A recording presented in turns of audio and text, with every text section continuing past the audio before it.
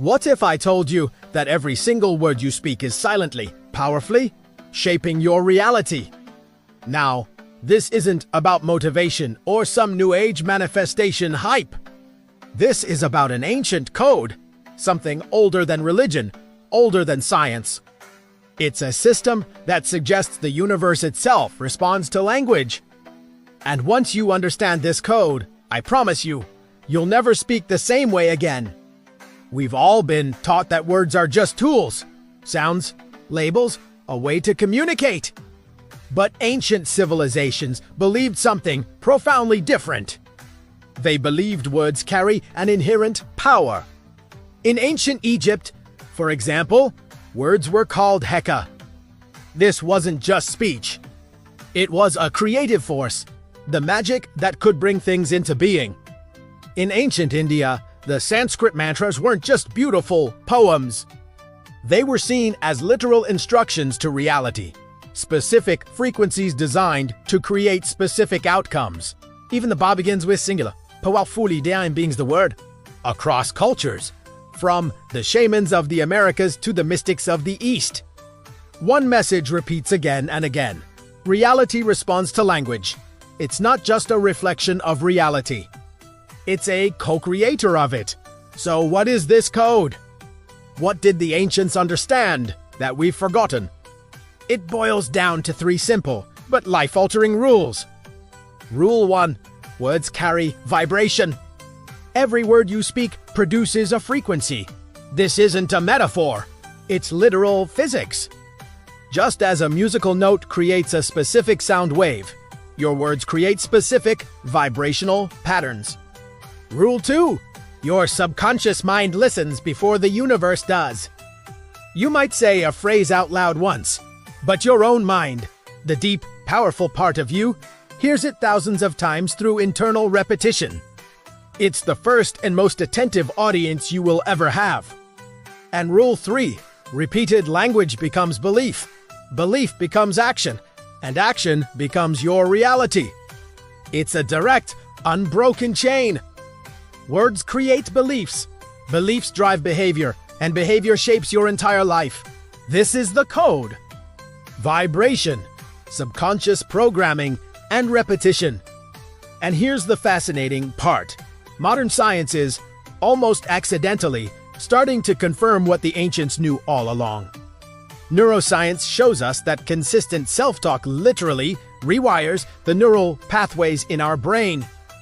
What you tell yourself over and over strengthens certain connections and weakens others. Linguistics has proven that the language we use fundamentally shapes our perception of the world. Some languages don't even have words for certain concepts. So the people who speak them literally don't perceive them in the same way. And psychology has shown beyond a doubt that our beliefs dramatically alter our outcomes. Something known as the Pygmalion effect. When you say, "I'm bad at this," your brain doesn't argue. It stops trying and looks for evidence to prove you right. When you constantly say, "This always happens to me," your mind actively filters your perception to highlight every instance where it does. Ignoring all the times it doesn't, the universe doesn't argue with your commands. It simply echoes them back to you. Now, here's the dangerous side of this powerful code. Most people, completely unknowingly, spend their days cursing themselves. Every time you say, "I'm so unlucky," "I'm always tired," "I can't do this," or "I'll never be able to afford that," you're not just venting, you are speaking commands into existence. These aren't just expressions of your current state. They are instructions for your future state. The ancient code doesn't judge whether your words are good or bad, positive or negative. It is an impartial system. It simply executes what it hears most often. Think of it like a cosmic search engine. It delivers results based on your most frequent queries. The universe isn't listening to your secret wishes and deepest desires. It's listening to your dominant words, your everyday speech. And if your speech is filled with lack, struggle, and limitation, that is the reality it will consistently deliver. So, how do you take back control and start using this code for your benefit? It's simpler than you think. Step 1. Speak consciously. Start paying attention to your automatic, unconscious phrases and consciously replace them with intentional ones. Instead of saying, "I'm broke," start declaring, "I am in the process of building abundance." It's not a lie. It's a direction. Instead of, "I hate my life," try, "I am changing my direction and creating a life I love." Step 2 is to repeat before you see the results. Reality doesn't respond to one-off wishes. It responds to consistent repetition. You have to impress the new command upon your subconscious mind until it becomes your new default setting. And finally, step 3, speak as if it's already true. There's a reason many ancient languages had no future tense for declarations. They understood a profound truth. What you declare consistently in the present tense eventually becomes inevitable. You're not wishing for it. You are calling it forth. This ancient code was never really lost.